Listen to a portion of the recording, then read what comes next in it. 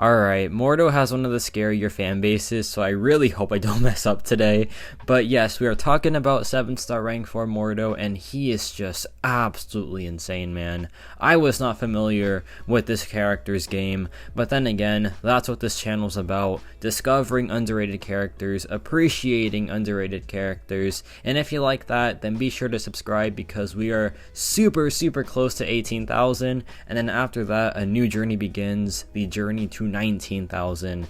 But yes, the damage here is quite insane. The degen damage is doing numbers. The soul barb is doing amazing numbers as well, and it's also reducing healing once we hit that final phase, so he's not gaining any health, he is just staying put, and it makes that final phase so much easier. We go for the combo into the relic, and this was a takedown, a pretty much full yellow bar takedown of the serpent in under 50 seconds. So yes, this character is really crazy. He has a lot to offer. His soul barb is incredible, and I'm going to showcase that right here against this Spider Woman. And this matchup just completely stunned me. It was insane. And speaking of stun, if you get that on the SP1, it makes life a whole lot easier.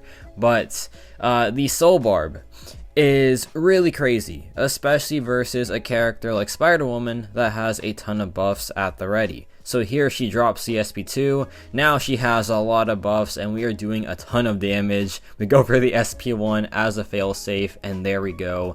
This Spider-Woman was taken down in under 30 seconds. So that is just absurd, obviously. And I do have another takedown because I want to showcase one part of Mordo that is just really funny.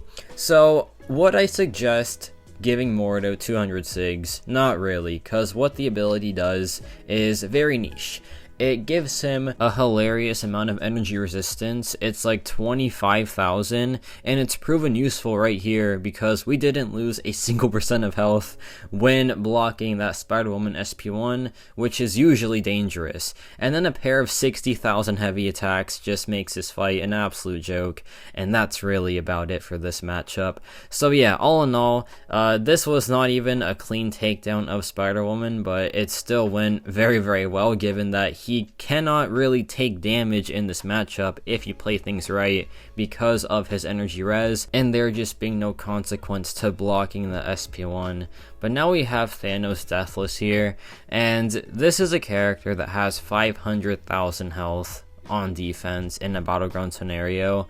He also has 3 protection phases, so getting a good fight time versus this character, pretty much unheard of. But this takedown was so good. And Mordo, I don't know what it is that makes him fast for this fight, but it just happens really. Like, it just all happens in the blink of an eye really, because this is a 44-second takedown of Deathless Thanos, and there's a lot of reasons as to why it's fast. Mordo has a pretty crazy fury count, and it does lead to a ton of damage, and that soul barb as well, plus that 60,000 SP2 crit earlier. A lot of reasons for this fight being so quick, but here we drop the SP2 again, and then another one. Just there we go. That was a 44-second takedown of Deathless Thanos.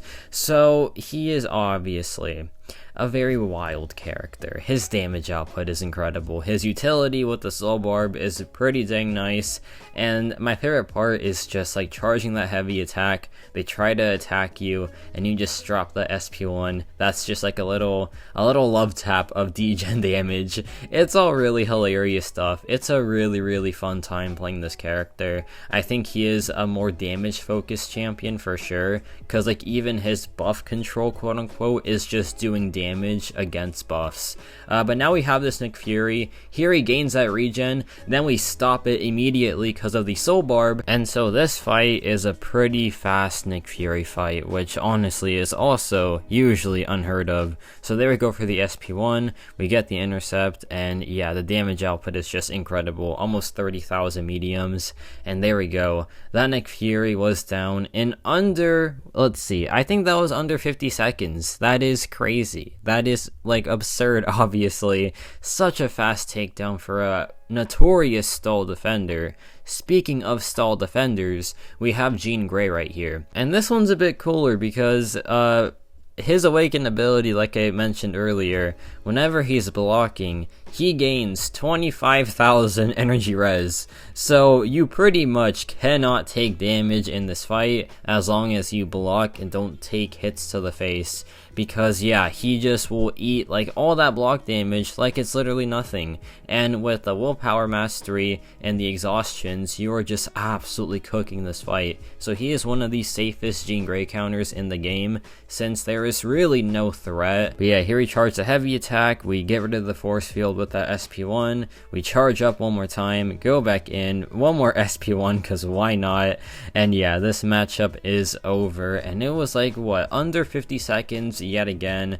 His fight time is absurd, obviously. Now we have this Red Skull, just gonna be a grand time, you already know, because Red Skull starts to fight with a ton of buffs, and I think there is one trick to Mordo where like, he can't have his ability accuracy reduced, so the parry with Mordo is pretty much guaranteed versus Red Skull, which is really helpful given Mordo's rotation and playstyle. And yeah, the Soul Barb is up, the Soul Barb is absolutely frying Mordo right now, and this matchup is over in under 30 seconds, man. So yeah, this character is absurd. There are some questions with this champion though, with the playstyle, because I can already tell after my testing of this champion that this champion is absolutely not for everyone. A lot of people don't like just leaving themselves exposed via the heavy attack charge, because he is just standing there, and you have to be ready to react to whatever the opponent wants to do, which not everyone can do, and that is like very fair. But I think this champion is worth practicing given just the fight times that he can pull off and his versatility and his crazy good matchup spread, because it's not just buffs, right? It's just his pure damage that is really powerful. And there is one thing to point out, because I have been playing this character with the rotation of using a heavy attack at the start and utilizing a parry. And of course there is Limber to worry about in competitive game modes like Battlegrounds and Alliance War, but I can assure you that you can still play around Limber just fine with this character. I do have the advantage of the extended stun in this video, but it really doesn't change much in a competitive scenario where Limber is a thing. This champion still puts up these fight times, he still has this level of versatility and just the crazy matchup spread, and I can assure you that pretty much none of the matchups change because of Limber, and my proof is that I have come across Mordo players and they have absolutely fried me before, and it looked like they didn't struggle with Limber at all. I'll tell you what. So yeah, I'm pretty sure Limber is a non-factor, especially because like the heavy attack charge does have that power gain, and so once you hit that bar of power, you are just safe to charge your heavy attack for however long you want. Like there is no threat whatsoever, because you have that bar of power, and his special attack is so fast to the point where the opponent just doesn't have time to react to it. So it's such a good failsafe for his playstyle, and I feel like if he had any other kind of SP1, he just wouldn't really work as a champion. But the way things are currently, he is a phenomenal attacker that has a very safe rotation because of that super fast and efficient special attack 1.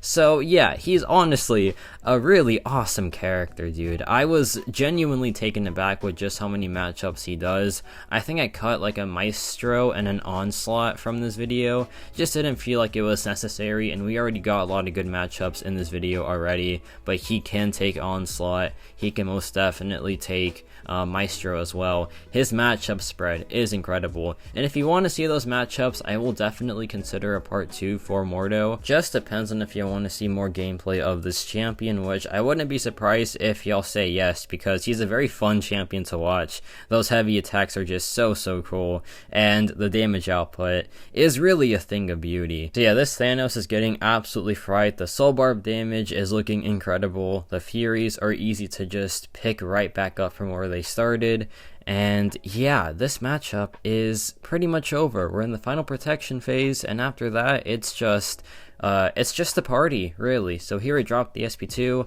10k soul barb ticks, just incredible stuff. And yeah, we go for the SP1 one more time, maybe a second time after this, actually, I'm not too sure. But honestly, it's over anyway, 27,000 crit, because why not? And there we go.